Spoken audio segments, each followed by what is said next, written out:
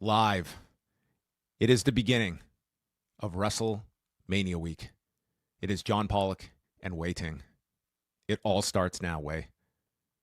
No help from Ram trucks to help us out at all, but I promise you, folks, this week it is post-wrestling WrestleMania week. FAFO. Ooh. Yes, we are here. We traveled a very long road to get here. A bit of a detour over in Vancouver until, about 2 a.m. Whenever we stopped recording last night. But we made it. Here we are. Vegas. What time did you go to sleep? Dude, I don't know, 4 or 5. Like it's not that unusual anymore. So my morning was, first of all, I went to sleep like after 3. Yeah. I woke up to, so over the past like couple of months, we have been getting like estimates to get our windows replaced and our doors replaced. And all of a sudden they contacted us this morning. We're like, hey, we can do it now. Like, my wife like wakes me up. She's like telling me this. I'm half conscious. And my immediate thing was, all I said was, not an ideal day for this. But then I was like, okay, will they be done by 1 o'clock? The answer was most likely. It's like windows and a door, a brand new door. And a door? I was like, okay, let's do it. Let's just roll the dice. Let's see what happens. To their credit, this is Vegas after all. I rolled the dice, dude. I was like, I was so out of it. These post AEW pay-per-view days are just like, my head is just spinning most of the day. I'm just in such a fog. So they get here like 20 minutes after I agree to this. It's like these guys are here and they're just working on this. I can't go into my office. It's just so loud. I am like working at my 8-year-old's little desk in his room. It just is cacophony of air. It sounds like Fort Knox here. It's so loud. And these guys finished like an hour and a half ago somehow. They finished all these different windows. They installed a brand new door. They did it. They did it in time, and they finished. And here we are. So I can't complain. Wow. Did they do a good job? I guess you'll find out in the years to come. I'll be honest, I don't care. It's done. We're not getting them redone. I don't care. This was one of those things where you just go along with your partner's wishes and you just hope for the best without rocking the boat. That was it.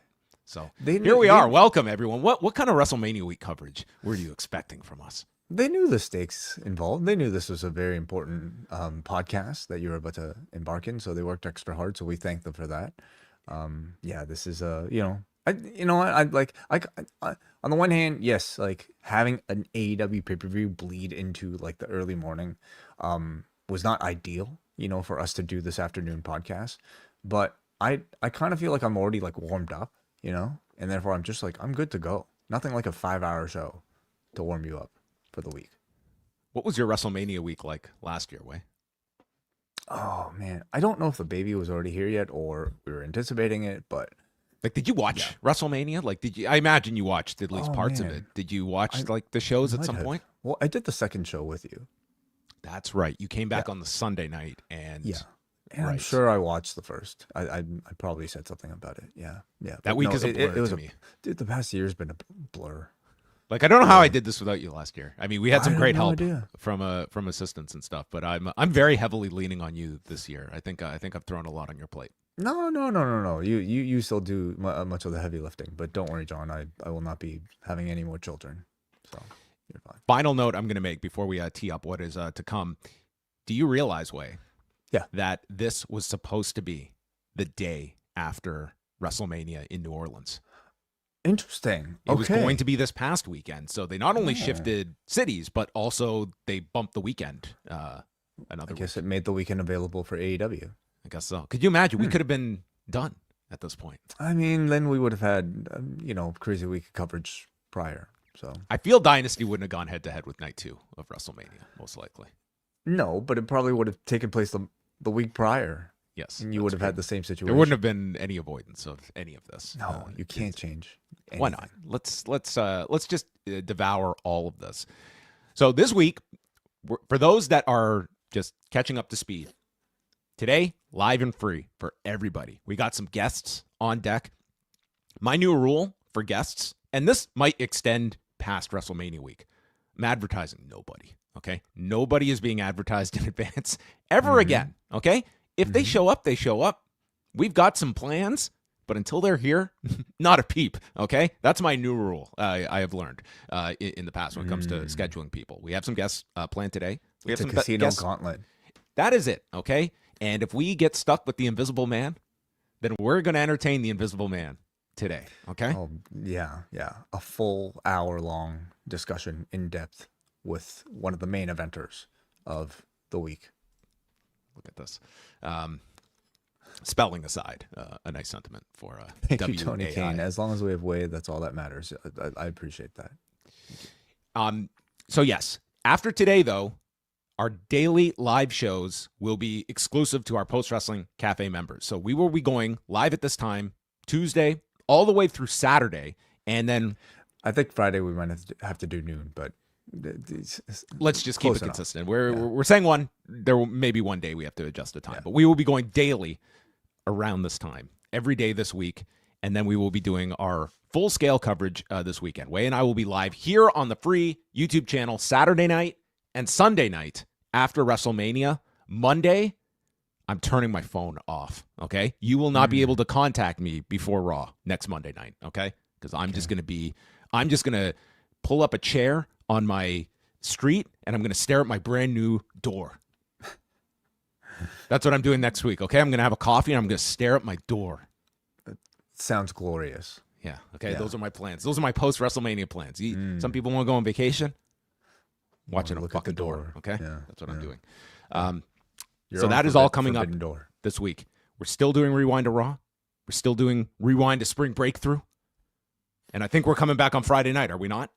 We are. Yeah, we are. We're maintaining our usual schedule. Nothing's really breaking. Nothing's really changing. And we're just adding about, 50 more shows on top of it. So That's right. Final plug here for the Post Wrestling Cafe. Obviously, you get all of the daily shows this week. New subscribers, you get 50% off your first month, okay? We contacted the good people at NordVPN, and we said, hey, Nord, can you cover a 50% off sale for this week for new subscribers? They said, sure. Because none of our programming is ass, okay? It is all top shelf, and we are bringing it all to you on the Post Wrestling Cafe this week. So it's the biggest, busiest week of the year for Post Wrestling. We hope you jump on board throughout the week. I'm looking forward to this. We can give people a preview that on Wednesday's show, we're doing a special best and worst of WrestleMania show with our list accomplices, Braden Harrington and Davey Portman, who are probably in a state of delirium after attending Dynasty on Sunday night. They will be back in Toronto on Wednesday, and we will be putting together our best and worst of picks in several categories of WrestleMania past, going all the way back to 1985. So that is Wednesday's show, and I'm confident they won't no-show us. No, I think they're very dependable. And great job by those two at the press conference as well last night. Yeah, I mean, it's very rare that you get a actual medical update from Tony Khan about any injury, but he did make it clear Gabe Kidd is out indefinitely with a shoulder injury, as we had suspected last night. And, I mean, that was it. We also got a profanity-laced Gabe Kidd promo put onto social media as well earlier today. Which is just how he talks. Yes, he did not want to leave the match. They were pulling him out of the match against his will. So yeah, that was one of the unfortunate parts of what was otherwise a pretty solid show from AEW, and maybe we'll be discussing that a little later on. What is the big story coming up this week? What is the show? What is the WrestleMania or WrestleMania adjacent show matches that have your interest as we speak here on day one of our coverage? Oh, so much of our coverage, and I think so much of my world and so much of the discussion is based around WrestleMania itself. Now, to me, the question is, which night, in which match, which main event is getting the most discussion? Of course, I would have said Punk and Roman for the several months leading up to this. Hello, Benno. Welcome to the chat room. You never know who's going to stop by. Are you in Thailand right now, Benno? Keep you us enjoying updated, life in Benno. Thailand? Let me know. Benno, are you going to All In London? DM me. Huh.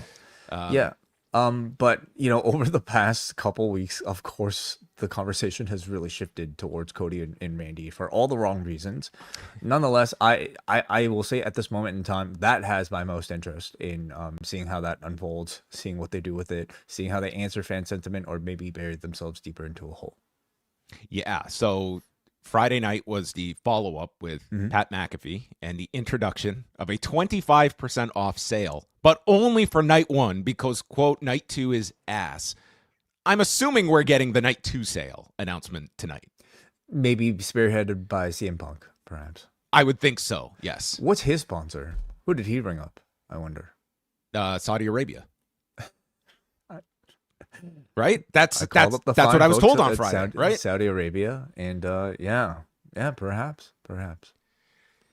It's been a perplexing set of circumstances that they have set this up. I came out of SmackDown where I would think if you were just like sitting in on this show, you would have a decent conclusion that Cody Rhodes is facing Pat McAfee on night one, and then Pat McAfee is facing CM Punk on night two. That's sort of what it feels like. Like he feels like he is Stephanie McMahon in the 2002 lead up, and Randy Orton has now become Chris Jericho. Almost like I think Friday to me really put Randy Orton into it's the first time since Orton's come back that he felt like underneath like what the big focus was. Like he, for whatever you want to say, even like this heel turn and even last week's initial angle, they kept Randy as like pretty red hot. And I thought Friday was a step back from that. And it's almost all the heat has been shifted to Pat McAfee now. Very much so. I mean, look no further than like the closing image of like Pat McAfee being the central figure in the shot, and Randy Orton is really just the person tagging along. Randy Orton wasn't even driving the Ram truck. He really literally is in the passenger seat on the road to WrestleMania right now. So you can draw also comparisons to, the Miz in the Rock special guest host WrestleMania for that match. You can draw comparisons to the way I feel Roman Reigns took a real backseat to The Rock in the lead up to the WrestleMania 40 tag team match, from night one. So in their minds, I felt like Friday was certainly some way of, number one, taking advantage of some of the buzz that, if you want to call it that was already out there with the Pat McAfee thing. Number two, I felt like a lot of it was an attempt to do damage control. I wonder if now they kind of have to, with only 2 episodes left, really one episode left. I guess maybe Orton will be on tonight. We'll be on Monday. We'll see. But they really have to shift focus back to Cody versus Randy. They absolutely have to. And we'll see how they do that. Yeah, we'll see. I think for a lot of people, CM Punk cut that great promo at the end of the show in Madison Square Garden, and all the stars were out that night. We saw there, right flanking CM Punk in the front row, there was Jeffrey Ross, and there was one Brian Mann as well, who was there front and center to take in that big angle. There we see him front row at Madison Square Garden. I mean, Brian Mann, just a conduit to the stars. And front row here as Look well. at that. And front row here. Brian, hello. Welcome back. It's great to catch up with you. As we were talking offline, we were like, we should catch up at some point. And we thought, what better way than to do it for the masses right here? Of course. And I'm here to talk wrestling with you guys. I'm also here to plug. So I'm going to be unbuttoning this shirt. And I will be wearing a Hot One shirt this entire time, just so I'm making sure that these are work hours. So I'm here doing promo for the company. Thanks for having me. Yeah, Brian is, of course, a big producer now at Hot Ones Versus, and you actually do have a wrestling tie-in this week, correct? I do. An episode that is dropping. Why don't you let people know, because WWE talent are going to be all over the place, and people are obviously very familiar with Hot Ones. They're going to be everywhere, and there's only one piece of media you got to watch, though. Thanks for teaming me up perfectly there. Jimmy and Jey Uso are going to be going head-to-head tomorrow on Hot Ones Versus. I guess to update this group, those people that don't know what I've been up to since I left the Satellite of Hate on Keep It 2000. I'm now a executive producer and director for Hot Ones Versus. So if you've watched any of those wrestling episodes in the past, like CM Punk and AJ, or I draw Drew and Sheamus, Bianca Jade, Dom and Liv. We've had some great ones, and tomorrow hopefully Jimmy and Jay joins that. I think it's one of our most entertaining WWE episodes yet. Who would have guessed? Two twin brothers that are highly competitive really thrived in this format. So yeah, check that out tomorrow at 1 p.m. And now we can talk about wrestling as someone who has not watched much programming lately. Well, I look forward to these two getting to redo a WrestleMania rematch here, and our first WrestleMania rematch. That's it. Yeah, I feel this one will go down much smoother. So I do look forward to this. It's a great series, and obviously when it delves into our world, you always get some interesting content that comes out of this as well. Thank you. I'll to tease something. I'll give this if you're listening an exclusive tease.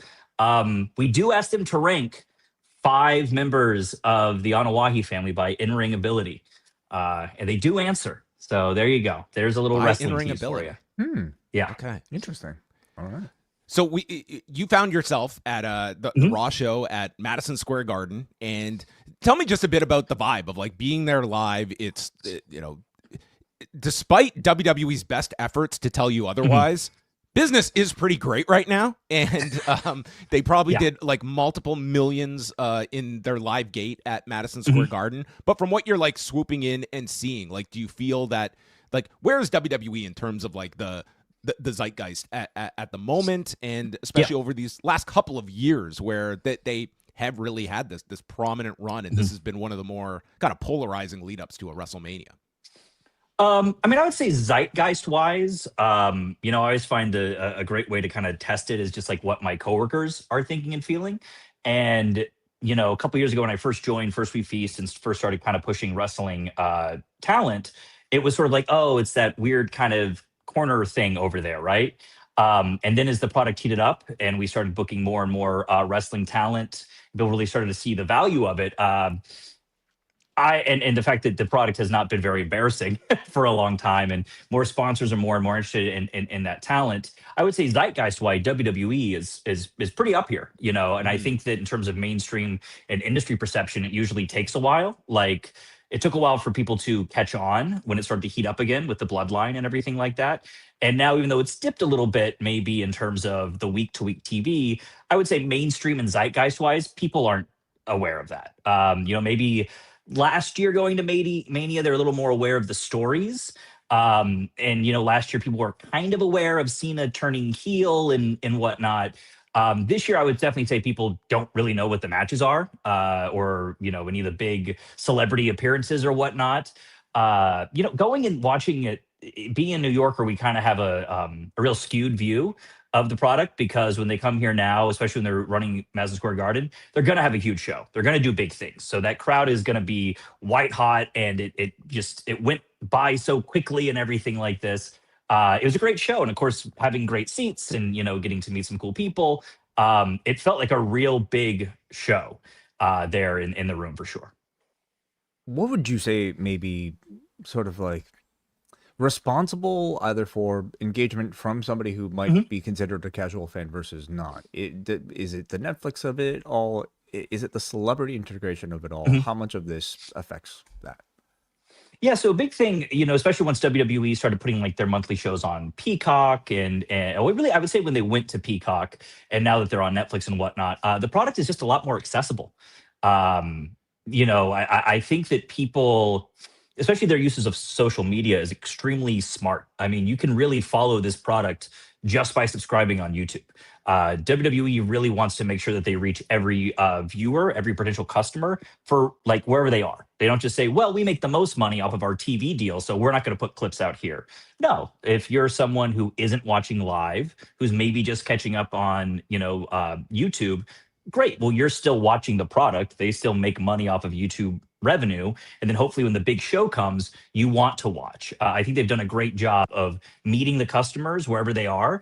I have not watched a full show outside of the one I was at for a while, but I do feel like I'm pretty up on all the main storylines just by following them on social media and on YouTube. So I think they've done a really great job of whatever your personal, investment is.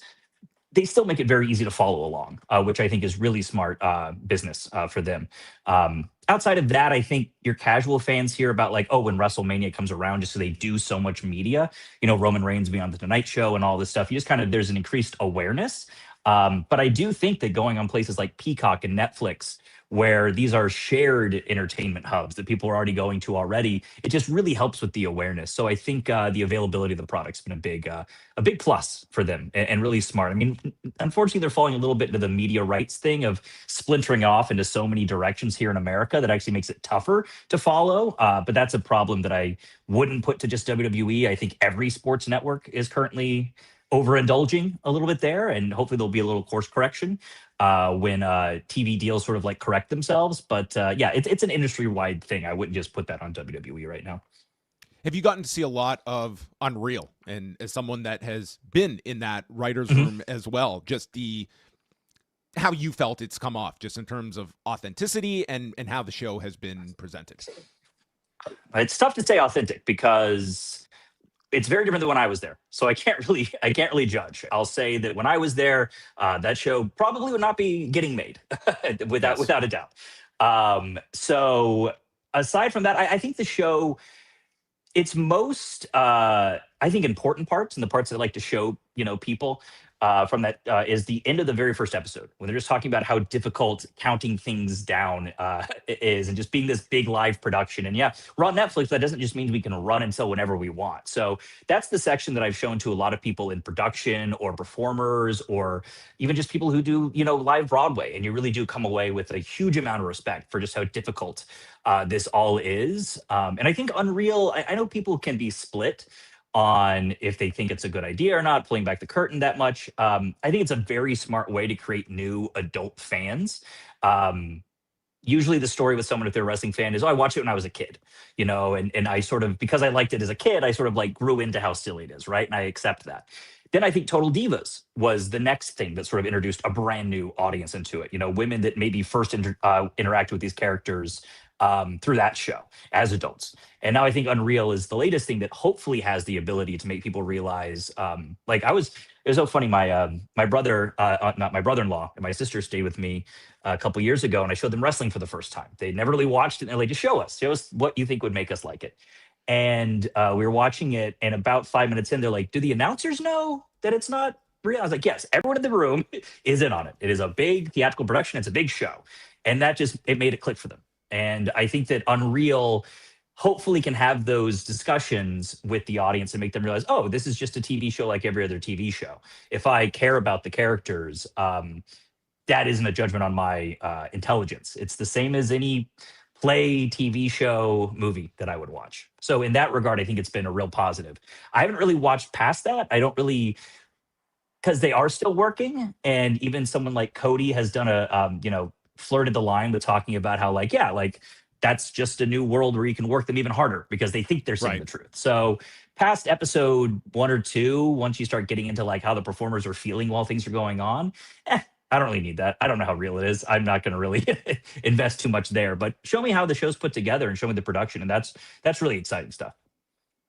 Have you been following everything going on with this whole Pat McAfee, Randy Orton story, and have you had a chance to catch either his promos or CM Punk's promos on Monday? Just curious your thoughts. Yeah, I've actually seen all those promos because they were so, they were so talked about, and they were so easy to, again, on YouTube. They put the full segments up. I could watch them very easily. I think Pat's delivery is really solid. I thought Punk's delivery was really solid. I don't think anything that Punk said felt as, scary, but it didn't feel like it crossed the line in the way that the original pipe bomb did, because that was so out of vogue for what they did. But I can say, as someone who was at WWE, around that same time, every single thing that CM Punk said during that first pipe bomb was cleared by the office. And I'm sure the same was true for this. He never really crossed the line into a world where I was like, ooh, the line about The Rock was about as close to a touchy subject as possible. But he didn't mention Saudi Arabia or anything like that. I mean, Pat went there, which was interesting. But I don't know. I feel like Pat maybe went a little more off script. That's just my kind of read of it all. And at any point in watching either of these promos, do you feel like it was either helping or hurting somebody's immersion or interest in WrestleMania? I mean, I thought Punk's helped because I thought that the lines he actually delivered on Roman hit. They actually worked. It was so different from. I even thought he was going to say, like, I don't hate you, Roman. I hate what you represent, and just totally, echo the original pipe bomb. But he didn't. That original pipe bomb was all about establishing this CM Punk character as this renegade and very quickly build heat to a match that was happening in 3 weeks. He specifically didn't go after Cena. Here he went after Roman. And this is also a different creative team. They don't feel like they need to protect Roman Reigns and make him, super Roman anymore. Pat's, on the other hand, was a little more, it's that whole storyline's a little confusing.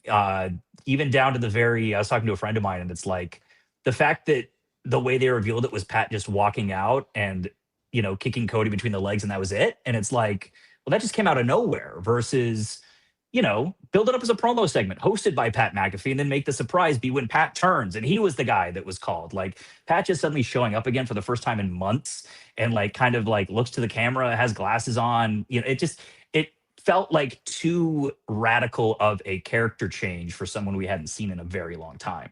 Could it work? I don't know. Maybe. Who knows? Given, I know this is going back like 15 years to the initial pipe bomb, like you're right there in the midst of things. And I'm certain that in terms of just this segment, it couldn't have gone any better. But once you have captured that enormous interest that promo generated, tell me a bit about just the thought process of like, how do we take all of this organic interest and play off of it and maximize all of it? Was that a struggle from your recollections? Like where is like that in terms of the next step after you do something like this and it just captures everyone's interest as it did that night?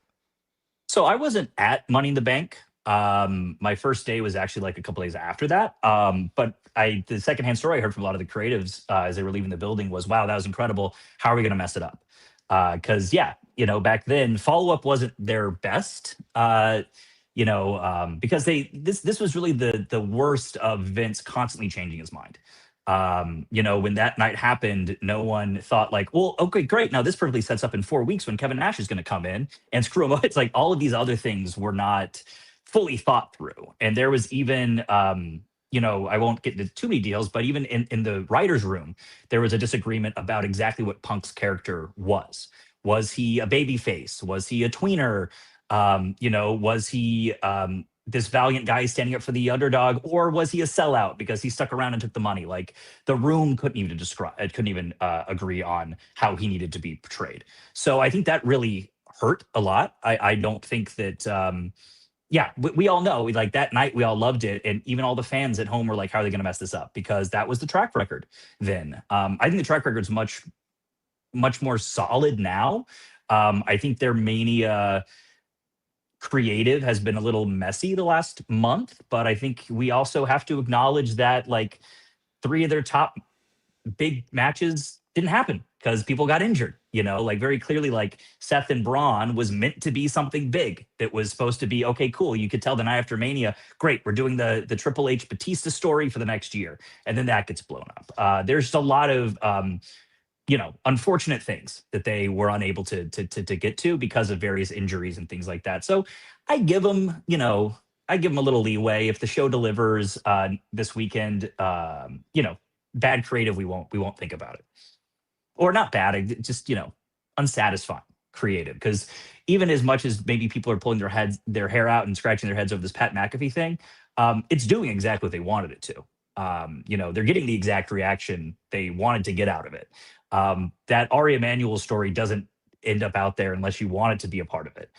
They understand the audience they're booking for, and they understand how to actually get under their skin and upset them. And I think that they're doing a good job with it, even if it isn't the most satisfying or logical storytelling.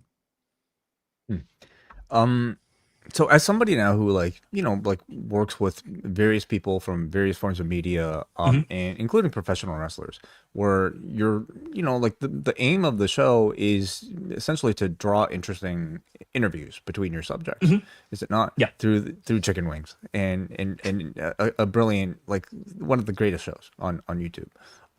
Like, have you Mhm. learned anything from maybe the process of pulling perhaps personality out of these subjects that you think pro wrestling and the WWE can do a whole lot more of? Oh goodness. I mean, I will say, just speaking of verses, um, that the show has pulled a lot from wrestling. I from a very young age, I've always been a big fan of wrestling and game shows and talk shows. And the main reason being is that there's these three things that have a very locked in look and feel and format, but you learn so much about what kind of how different people apply themselves, and personality really comes out more there than sometimes like a film or TV show, where things can be a lot more creative and subjective and change episode to episode. When you have these very locked in formats, you learn a lot more about these people based off what their variance is. So Hot Ones Versus is a show where it's two people. I come up with the questions, and they don't know them beforehand. And if they encounter a question they don't answer, or if they hit a challenge that they fail, that's when they have a wing. So I think it's you do learn a lot from pro wrestling, and how you can flesh out certain personalities and lead an audience, and also give the audience what they want and know when to put forward and pull back.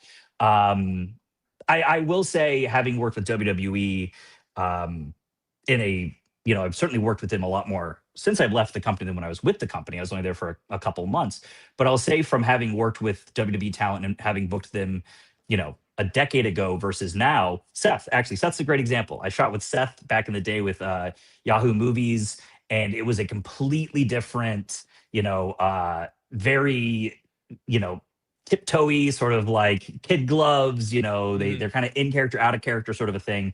Whereas now I will say the talent is really just allowed to be themselves. And you have, there's always a rep in the room, but that's the case for any guest that comes. And I will say, from all the times we've done episodes with WWE, they have never asked us to remove anything. They're a lot more open and a lot more understanding. And I think they just understand that social media and media appearances in general are just a part of getting over. So you got to go out there and you got to sink or swim. And the people that can really, rise to the occasion, can really thrive. So I Well, think I maybe Brian, answered the question there. no, you absolutely did. I think Mhm. it's such a it's such a presentation that it disengages the guests in such a way that, Mhm. and like Sean Evans is just, I think, one of the best hosts, Yeah. interviewers in media at the Yeah. moment. It's I would say, really if you something. haven't watched it, yeah, if you haven't watched it yet, we last week, both Hot Ones and Versus had some pretty big guests. Versus had Frankie Muniz and Bryan Cranston. Go check that out for the new Malcolm in the Middle reboot. But the biggest one, you talking about Sean, Hot Ones had BTS on, which is obviously the biggest booking we've ever had. Crazy day at the office, but to give Sean his flowers, I'd say check that one out. It really just shows how he is the best in the game. Eating these wings while also interviewing, having a bilingual interview with 7 guests all at once, with a lot of research went into that. So I would say, if you're not on the Sean Evans train yet, watch that BTS episode, because it really shows off all the things he's great at. Dating all the way back to, I don't know how many years Mhm. now, but his interview with Sasha Banks at the time, Mercedes Moné now, Yeah. to me, like, was like a major awakening to just kind of see how what level of star power this person has outside of like the WWE world. Yep. Like, she came across so incredibly well in that interview, and I mean, I that's it. Yeah, when mean, you get hit with yeah, the wings, you can't really fake it anymore. yeah. And I'm just so gracious to, obviously, the Hot Ones team, and just what this huge franchise is, and now being able to run Versus. It's one of the, in terms of wrestling, one of the feathers in our cap for the show is that we were the first time that like CM Punk and AJ Lee really did an interview together. They do a Mhm. lot more now, now that she is like doing the WrestleMania press. But the fact that they really trusted us, and that was the first time that they ever did something like this, and it was because they watched the show and it's like, oh, this looks like fun, and they knew that we would take care of them and treat them well and give them a great edit and everything like that. So yeah, I will say though, a little trivia fact: earliest shoot we've ever done. We shot AJ and CM Punk at 9 a.m. Oh boy. Not the best way to start eating wings, but yeah, Punk went straight from us to he caught a plane to Chicago and did some Royal Rumble press. Well, check out First We Feast this week. The Usos will be sitting down for the challenge. And Brian, it's always great to catch up with you. Maybe when you guys land Shane and Stephanie for the future one, you come back. That would be a phenomenal future episode, I think. I have been told that Stephanie versus Triple H will never happen. So oh boy, there you go. Hunter ain't selling spice. Okay, so Brian, thanks so much, man. We appreciate catching up with you, and all the best with all of your travels and success. And you as well. Have fun being live all week, having the same conversation 5 times about the WrestleMania build. It's what we do. All right, thank you very much, Brian. Thanks a lot, Brian. A lot of fun way to always catch up with one. Brian, been a while. Yeah. You can also go into the archives here. Valerie Botash and Sergio Perez. Yeah. F1 Cadillac. F1's finest. Yes. Amazing. You look at that. So yes, we will get the Usos this week. I mean, it's a great show. I'm sure most people listening to this have at least sampled in the past as well. But we are going to keep the train rolling here, folks. We're not stopping. One guest, boom. We're going to the West Coast right now. Welcoming from Van City himself, fresh off a Dynasty that ended about 20 minutes ago. He is the one and only post-wrestling correspondent, Bruce Lord, who is here with us. Bruce, have you recovered from Sunday night yet? I think I mostly have. You guys were talking about what sort of debauchery myself and Braden and Davey might have been getting up to last night, but really all of the debauchery was couched on Saturday for the kind of the mini Mania weekend that we had out here in Vancouver with the mystery wrestling shows, the TJPW shows, and whatnot. So really, by the end of business on Sunday night, they were getting ready to do the media thing. I was planning on kind of keeping things going with my friends that I went to Dynasty with, but really, honestly, when we kind of got out of there, it was just, you know what? It's been 48 hours. It's been 4 shows. It's been a lot of wrestling. I'm good to kind of go home and get a comparatively early night. But yes, no, as expected, the show going the entire run. Was chatting to some of the staffers at GM Place, it's still GM Place to me, about how late the thing would go. And they were quite shocked to find out that, oh yeah, 5 hours plus of wrestling is what you're strapping yourself in for here. Well, this kind of became like this, as you mentioned, like this mini little like Mania weekend might be putting it a lot, but give me like a sense of like what is like the Vancouver BC wrestling scene like at this moment, because it was a lot of various shows that were going on this weekend and capped off by what Wai and I thought was like an excellent crowd in Vancouver. Most people agreed, but like tell me what's like the state of the scene there. I mean, I've always felt like it's been a very strong and a very a crowd that's really willing to buy in. Whether that's been WWF in the past, WWE, or now AEW. We saw the same thing with, I thought, the really hot Collision crowd that we had the first time that AEW came to town a couple of years ago. So I think there is you kind of get the payoff or the benefit, right, of a town that does not necessarily get a large number of shows coming through yet, is still a very large city that has all of your outlying suburban areas that want to come in for the show. They're keeping up with everything and whatnot. So when a major company does come through, there's a lot of excitement about it. In terms of the indie scene out here, it's quite active. It's comparatively healthy, but it's very spread out. There's been a real kind of spread and diaspora into a lot of different smaller companies, really, over the last few years. Previously, it was really ECCW that kind of had a stranglehold on things, or was the major player. Then you had NEW coming in, and really both of those companies have kind of dropped off. They're still around, but they're not quite the central kind of clearinghouse for all things independent in Vancouver that you have now. So you have them and a number of other smaller companies. Dusk, All Star is still going, and then also Boom, which I ended up going to a couple of nights ago, that is doing a very kind of like family friendly, episodic, really, really clean and easy sort of vision of pro wrestling that is really often what I end up talking with. If I meet somebody at a house party who's not a wrestling fan, but they say, oh, my friend took me out to a Boom show or whatever it was, and I had a really good time there. So yeah, so it was mystery, Boom, TJPW than AEW was my little route through the whole weekend here. We've actually spoken to the promoter of Boone on the wellness policy recently, talking about financial advice. So, but what other network is giving you that, folks? Financial advice from the promoter of Boom. If you're running an indie pro wrestling, promotion, I have to imagine you have to have a pretty good handle on your finances. So, and your mental health, yeah, and your mental health. That's right. So, Bruce, give us your overall thoughts on like attending the show and your experience live, and what really stood out to you the most about last night's pay-per-view. Well, to be honest, I'm only halfway caught up through your guys' review from last night. I'm kind of waking up and just getting my coffee on, seeing, what folks are saying on Cage Match, seeing what you guys are saying. But I very much agree that it was a very hot crowd for the first half of the show, then had some kind of little drop-offs and ebbs here and there. And really, the whole kind of thread of, the great Canadian hope and who it was going to be kind of did become, a kind of a through line through this show. Everybody was, like you said, very, very just up for it from the beginning, willing to get loud for, just about any match, including all of the pre-show ones that were put up. I think really there was kind of a bit of a certainly obviously a great reaction for Jericho, and as you guys were talking about, the loss I think gives them some flexibility, some time to play with, and to figure out if we do have a turn coming or whatnot. I think a lot of people maybe were expecting a Jericho loss, so that wasn't a real stunner, but there was a real kind of like air going out of the room after the Christian and Copeland loss. I think a lot of people really expected just this, kind of they've been away for whatever it's been, 8 months, 9 months.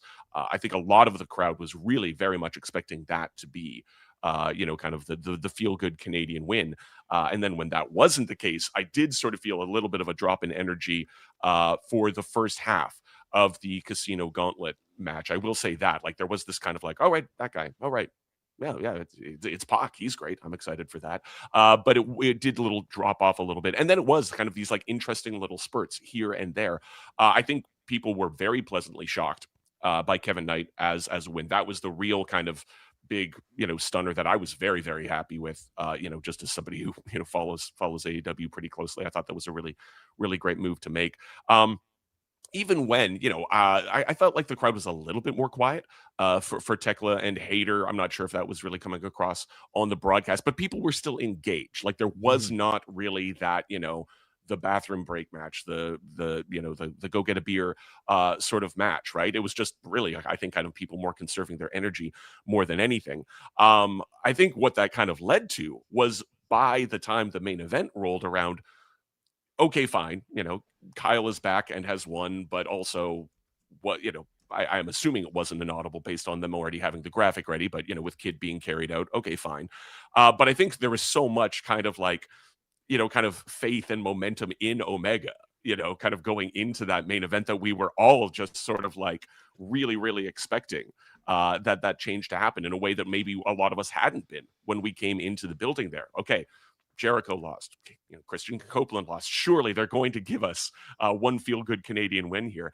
And then when that didn't happen, there was just this kind of, sort of a big kind of, release as everybody left out. But it wasn't, again, people weren't necessarily angry or anything like that. It was just kind of okay, right.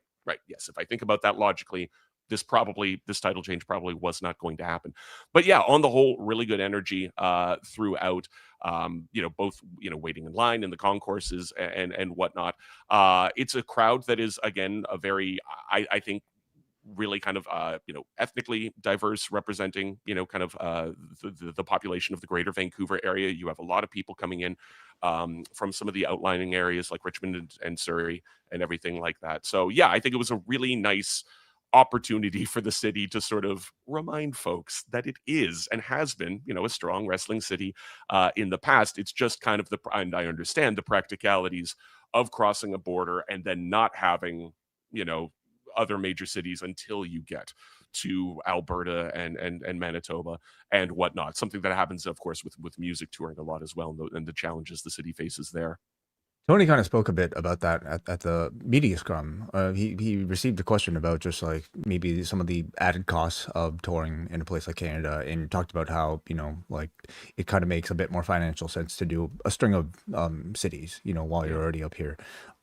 Just on the note of like, all the Canadians losing on the show outside of Kyle O'Reilly, like that is to me at least one of the big talking points perhaps coming out of the shows. And I guess like maybe to what you were saying, like, do you think it at this stage, to like an audience like AEW's who, I mean, is comprised of many dedicated wrestling fans, like, is it as big of an issue as it may have been perhaps in the past? And I say this knowing that you are a Blue Jays fan and perhaps one of the biggest that I know. They obviously did not win the championship last year, but they have more fans than ever. Probably as many as they would have, had they won.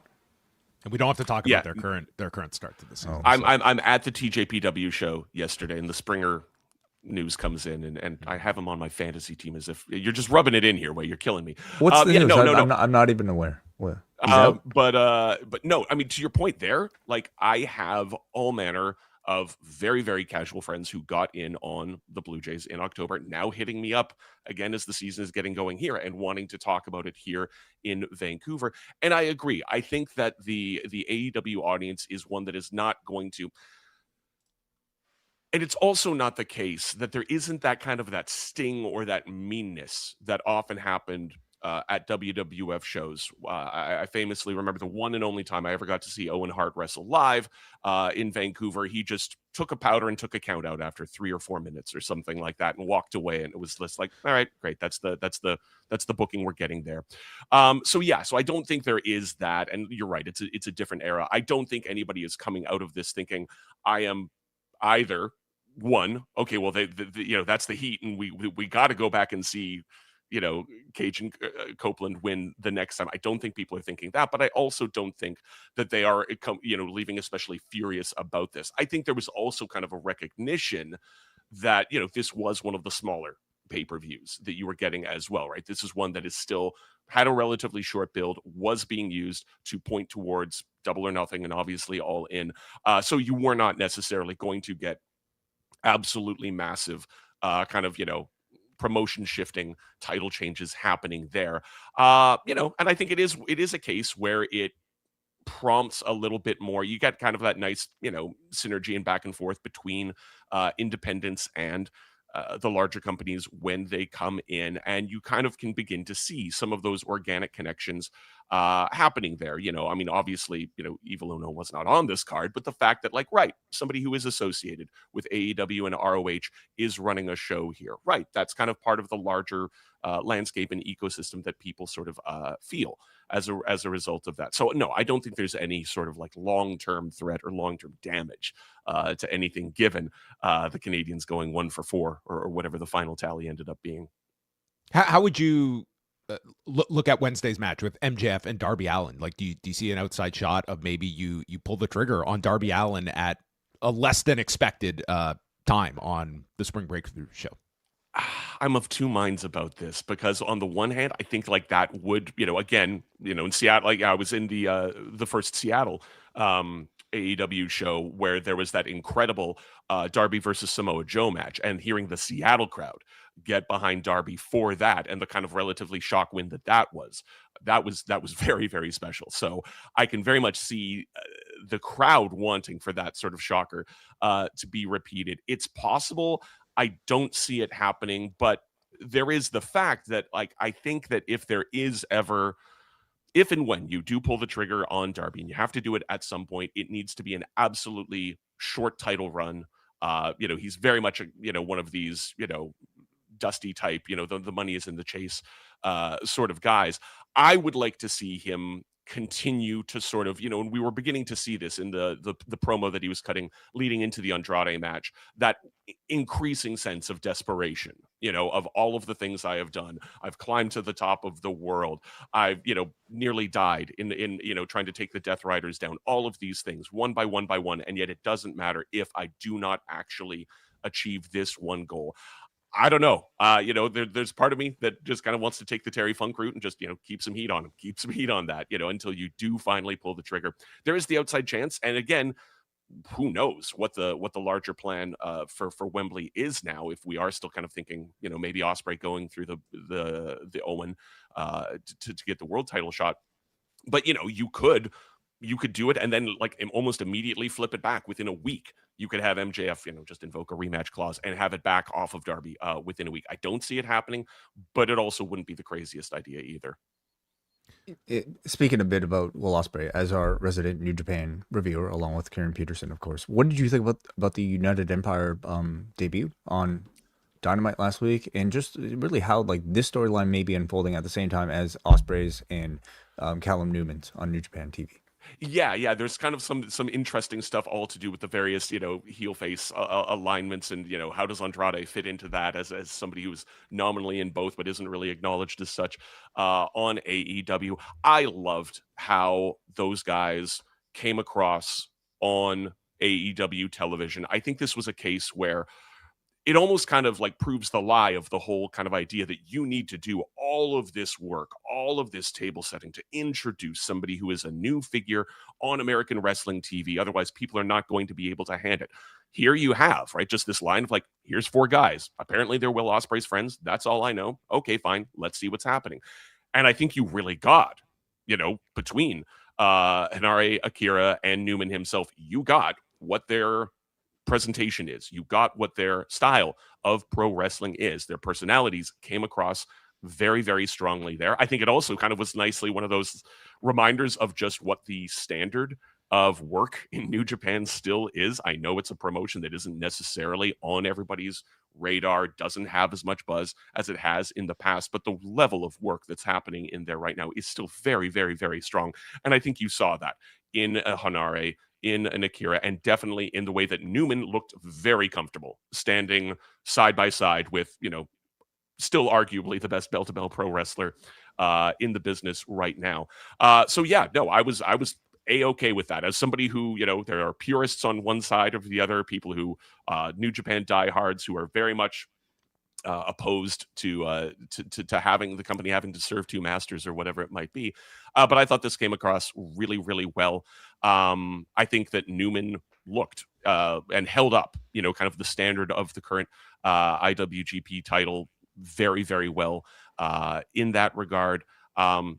Unfortunately, the Gabe Kidd business that happened, on Dynasty as well, really throws a wrench into the works for New Japan moving forward. I have not seen, as of this morning, any formal statements from New Japan about how they are going to address losing the main event, presumably losing the main event of the first night of their Dontaku card. So that's, again, that's more grist for the mill for people who are on the New Japan side, kind of irritated by the amount of overlap that there is between the two companies right now. But yes, I back to the original question. I thought the United Empire stuff looked absolutely great.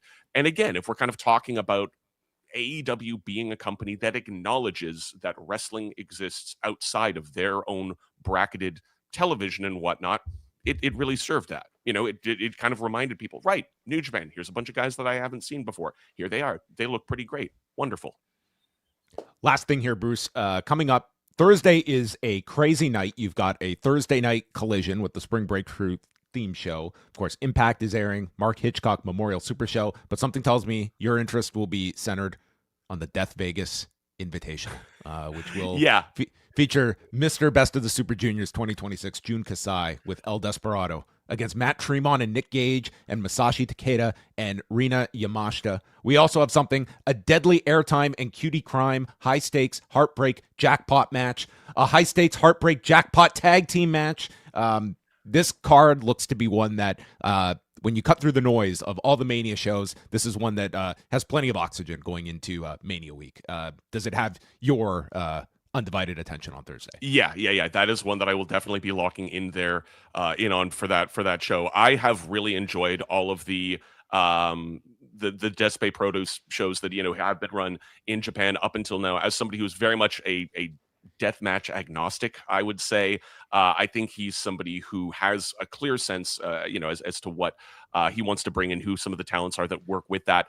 If we're talking, about how AEW and New Japan do and do not gel, this is a case where that kind of side or that kind of version of Desperado's own work in New Japan. Obviously, there's the Freedoms connection with Kasai and a handful of the other guys as well. But it's something that New Japan themselves have always been a little wary, right, about kind of giving their full approbation to, signing off on them, and letting them use the line mark or whatever it might be. They'll kind of let them promote the shows on New Japan proper. This is a case where that vision or that version of deathmatch melding with your larger American scene, which obviously it continues on and everything. It's not always my cup of tea. I think that's a real kind of peanut butter and chocolate, but a much gorier version thereof that are going to blend really, really well. If we talk about kind of the degree to which the Forbidden Door concept has been kind of played out, and what actual stakes or what actual equal footing do we see these two companies being presented on the Forbidden Door. This kind of, to me, feels kind of like the most Forbidden Door style show that we might actually get here, right, with this real mishmash of Japanese and American current state of deathmatch, which, of course, right, when people talk about your Mick Foley matches and the Onita matches and the Funk, when you kind of talk about kind of the popularizing of deathmatch decades ago, it was in that, right? It was in this kind of blending of American and Japanese talent. So seeing some version of that, whatever it'll be, and I can't, I like you, I can't necessarily profess a full knowledge of exactly what the stipulations on all of these things might be. But yeah, I'll absolutely be tuned in for that one. What would be the drink of choice for this match? What would accompany this? Oh, this one? Oh, this is going to be, what? This is one of those cases where just like shooting Fireball is absolutely appropriate. It's barely an actual whiskey, and depending on how it is adulterated, sometimes it can't legally be called whiskey, but there's a time and a place for knocking back shots of Fireball. And yeah, this might be it. Might see a literal one in this match, very possibly. Yes, exactly.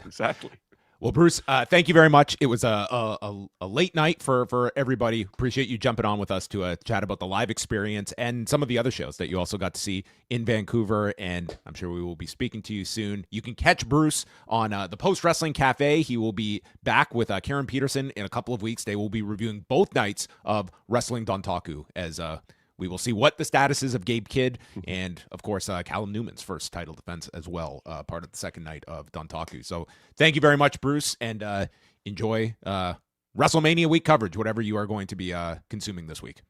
Absolutely, guys. Will do. Thanks so much for having me on. All right. And go Jays. Go Jays. Let's get it done. Rough start, but we're coming back, folks. It's a long season, okay? We're only 15 games in. They didn't start until May, late May last year and everything, right? So there's time. Fractured toe. Suck it up, George Springer. All right. Thank you very much, Bruce. Thanks, Bruce. All right. Well, there you go, folks. This is how we're starting WrestleMania week, okay? Coming at you hard here with guests. We have coverage that is coming down all week long. We have Raw tonight that is way promoted around like just appearances. I don't think we have one match announcement for Raw. We just have appearances galore for tonight. So maybe we'll get a whole night of promos. After the result of the past several episodes, I wonder what chaos we shall see this week. But yeah, before we get out of here, of course, you talked about some of Bruce's most anticipated matches. I'm sure the one he failed to mention that he's also anticipating above all else is Joey Janela Spring Break's probably main event of the Sandman taking on the Invisible Man. And perhaps you're not slashing ticket prices for this, okay? Yeah, I know he loves his Invisible They should Man. announce prices are now 25% more, okay, in the week in the lead up to it. You want tickets? You got it. There's no early there's no late deals to be found here. Yep. So, as part of like these sort of bonus shows, we're kind of thinking about various ideas that we could do to just, like play with the space and maybe get us in the mood for some of these matches that are coming up. And so, I thought maybe this would be an appropriate time to do a watch along. So these are some of the things that, John and I have done on occasion in the Post Wrestling Cafe. And for this one, I felt it was only appropriate that you and I, right now, live in front of the entire world, watched The Invisible Man versus The Invisible Stan from What? Joey Janela Spring Break 2019. So that would have been Spring Break number 3. And of course, this was refereed by Bryce Remsburg in a match that Bryce Remsburg has, I think, referred to as like his masterpiece. I mean, And it really was. if you watch it, it's really hard to disagree. So if you guys would like to pull up a seat and join us along for all of this, I'm not going to be streaming the show, the match itself. It is available in its entirety at GCW's YouTube. So there's a link to it in the show description. I'm going to flash the time code or countdown for our audio listeners, and you guys can have the link. Pull up a second window or pull it up on your phone or something like that if you're listening to this after the fact, and watch along with us. So, John, do you have your video set up locally so that all you can... set, all set to go here. It just magically appeared on my desktop. Okay, so again, everybody, I'm going to count down and pull up the link that you can find in the show description and watch along with us as we talk about the Invisible Man versus the Invisible Stand from Joey Janela Spring Break 3. Here we go. In 5, 4, 3, 2, 1.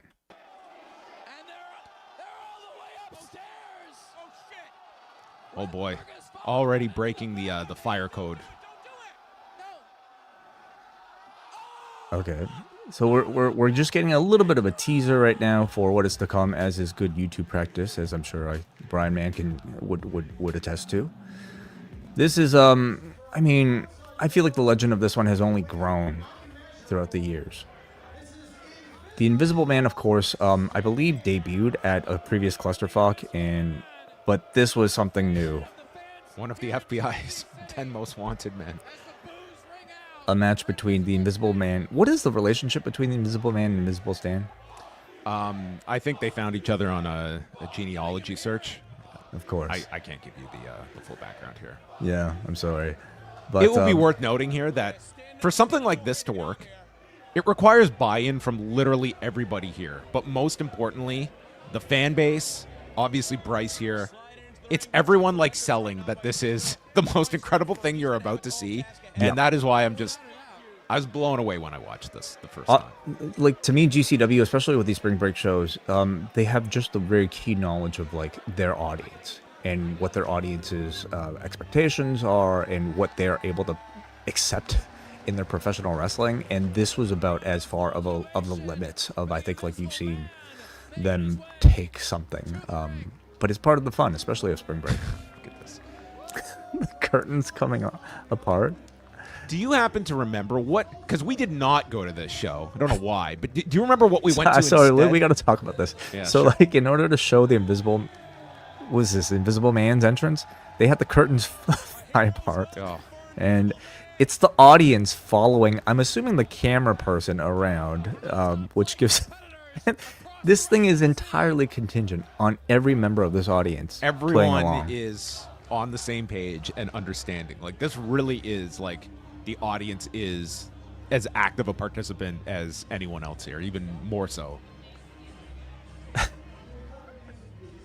Okay. Sorry, what were you saying? I was asking you, do you remember where we were instead of this? Because we did not go to this show this year in 2019, or you don't recall? I don't remember. Like, I don't remember how late this show might have been, John. So here comes Bryce wearing the Bad Boy Vision goggles, which adds a little bit of believability to all of this. We can't see them, but with these special goggles, the referee can. Look at this, like, just the lighting of it all. I mean,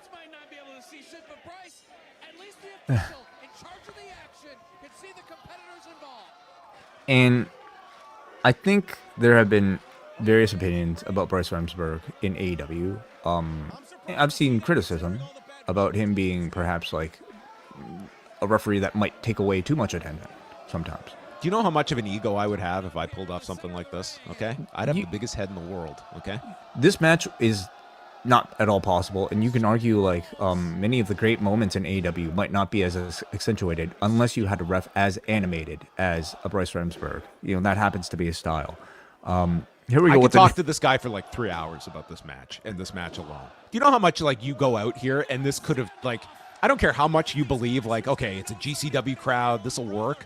Yeah. How nervous you would be that this could be a total flop as Totally. well. And for like 10 minutes, it might not sound like a long time. It's an eternity with a concept like this, and you do not know like if it will translate, if it will work, if you've got the crowd with you. Like there's so many things that could just make this fall flat on its face. So we just had a fish out of water spot involving the two of them as, this crowd responded beat for beat perfectly.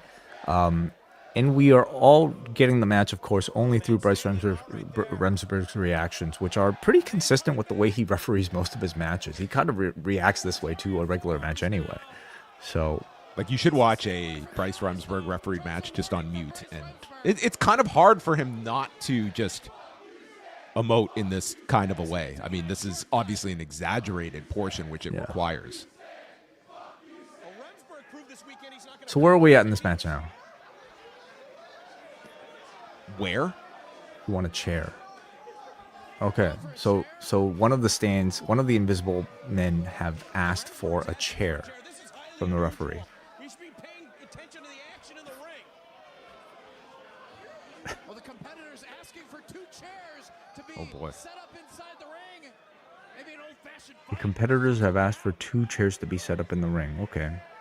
I mean, we've seen a lot of leeway in all the matches here tonight. We got a door up in the corner. Obviously, these guys are going to pull out all And of course, this being GCW, I'm guessing they only had 2 chairs available because the second one they found is about as mangled up as you can expect.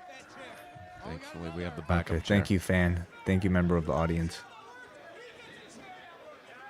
Both these guys give it a hell of a lot of time to recover. Every single one of these shots could be a potential knockout. Just gonna do I'm positive Bruce Lord has turned off the stream by this point. don't I think he- most people are no longer watching at this point. This crowd, dude. Like, it helps that 75% of them are probably hammered. Yeah. So I'm guessing these two. So they're now both sitting Look in at the chairs. people in the front row. Like, there is a degree of just like, what the hell are we watching here? Yeah. Among their faces. They've got a yay boo going on. And Bryce Remsburg has now pulled out the latex gloves. I assume. What's that indicating- woman facing the hard cam with the big Sunday church hat? What is she thinking at this moment? She might be asleep. Maybe somebody's mom. Maybe one of the performers' mothers getting in front row seat. Invisible stands. Ant. Hey, David Bixenspan is in the chat. He says, for what it's worth, Bryce has admitted he finds it funny to act like the match got him his AEW job. That it's not exactly true, so much as a joke he liked to tell. He also says this was the Friday night primetime slot, so you were either at the show that shall not be named, MLW, or whichever Evolve or WWN Super Show or whatever thing was going on at the same time in Queens. Well, thank you for that background. So the action has spilled out into the audience, and the second level of Jersey White, what was this place called? White Castle Hall or something like that? White Eagle Hall? White Eagle Hall, thank you. We were there for Bloodsport, were we not? Yes. Yes. Yeah. So they are now in the balcony, and this entire crowd is going crazy. Oh, I haven't watched this in so long. This is amazing. a huge moment. Listen to this crowd. That How many times has the Sandman watched this in the last month? I bet he's studying every frame of it. The question is, who will be doing the refereeing of the match with Sandman? Maybe Provided Bryce might be available. Although, like, if Jack Perry's doing GCW, I don't see why he wouldn't be. Maybe TNA will send a referee. That worked so well, did it not? The balcony dive. The balcony dive was excellent so far.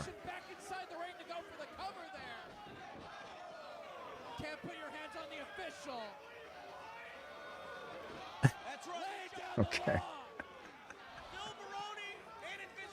So the invisible stand has shoved the referee.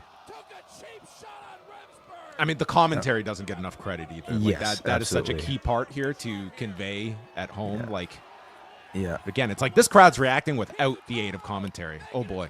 We got our ref bump, and here comes Kikutaro to check on the ref. And he's now worn the glasses. So We got a ref bump running here from Kikutaro. If ever there was a match this man was born for.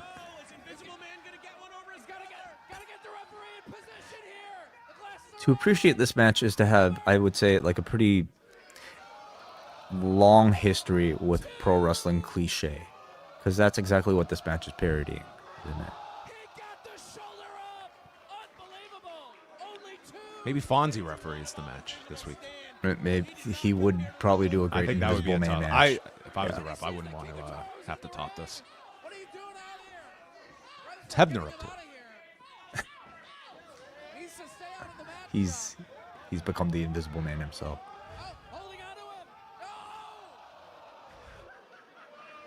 I totally forgot about Kikutaro in the middle of this. So they just did the spot where like Kikutaro holds up the Invisible Man for an invisible stand to attack, and of course the Invisible Man ducks. So Kikutaro got hit. So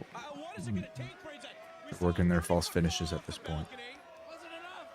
How is a Sandman going to pull this off? I continue to have that question because Oh yes, the Phantom table break. you got the big table spot.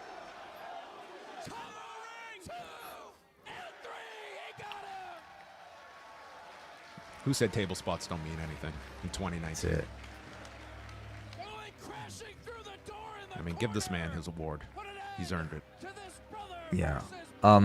I forget what the fallout was in reaction from like maybe Oh, the online. anger. Everyone said the business was dead, and it's the worst thing on earth until the next dreaded course. controversy. Yes, of course. Yes. Folks, you were in store for more, okay? Used condoms. I mean, folks. And the same folks that this is the death of the business, crickets when we have like serious allegations in wrestling, the things that could actually harm the industry. But nonetheless, I won't go on a tangent here. But a lot of fun, and I think the Sandman is treating this match this week like the most important thing in his life.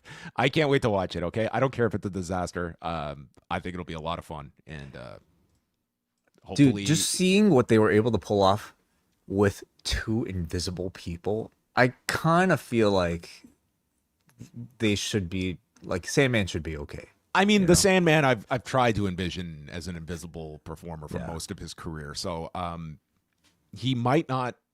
We'll see what he is up for in this match. I mean, putting a human in the midst of this, and it is Jim Fullington in 2026. I mean, I would argue this is going to be tougher than what they pulled off in 2019. Yeah, and I don't think it'll be the main event. I feel like they've got a death match that will likely have that spot, but in terms of anticipation, I certainly have mine. So yeah, I feel like this is the spring break that it will, like, you have the comedy of this, and then you have what is probably just going to be a polarizing match with Brody Lee Jr. because I feel like you have to do something violent in that match that is going to turn some people will probably remark of like how well Janela does with a 14-year-old, but at the same time, I think there will be a negative sentiment they have toward to the do match something too. violent. You really think they? I think they want to do something shocking in that match. Well, like he does a blade job. I think it's possible. Yeah. That would certainly be controversial, and I don't know if it in a good way. Like there's something that's just sort of like innocent and fun about the rest of all of this, like this match. That certainly has my curiosity as well. I would say certainly for this year's spring break, they managed to hit on the curiosity.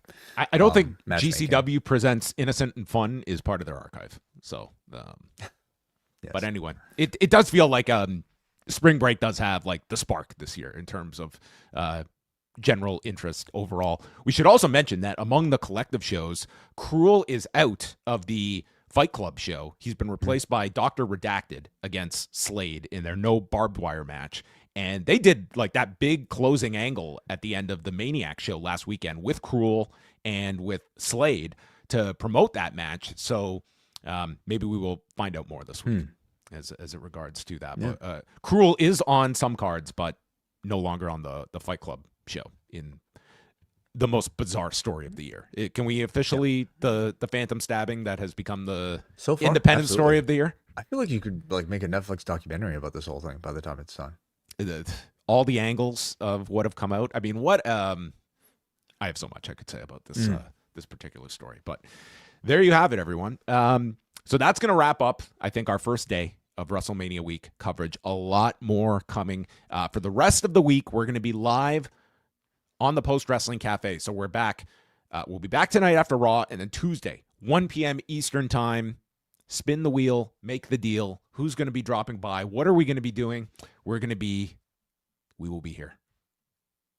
That's the promise. Here forever. We thought of just going live all week long. No stops. Just continue to talk all week long. But look at this lineup. Wednesday, Braden and Davey will join us. We're going to go through not just your conventional, this is the best, this is the worst. We're getting into the minutia of WrestleMania history with our list. Big preview edition on Thursday. And then Friday, we'll be going through the Death Vegas Invitational. We'll be going through the Mark Hitchcock Memorial Super Show. Of course, we'll be covering the news as it happens. Late Friday night, we will be talking highlights of SmackDown, highlights of Bloodsport, whatever else is going on. Then Saturday, that's our final daily show at 1 Eastern. And then we're back Saturday night, Sunday night, following both nights of WrestleMania here on the Post Wrestling YouTube channel. So give the channel a subscribe. And if you're so kind, jump on board, postwrestlingcafe.com. $8 gets you in the door for the month. And first-time subscribers, 50% off your first month. And we won't get too ahead of ourselves, but on the other side of WrestleMania, we are going to be doing our big Patrons Pick edition of Rewind Away. We're going to be announcing the results of that on Wednesday.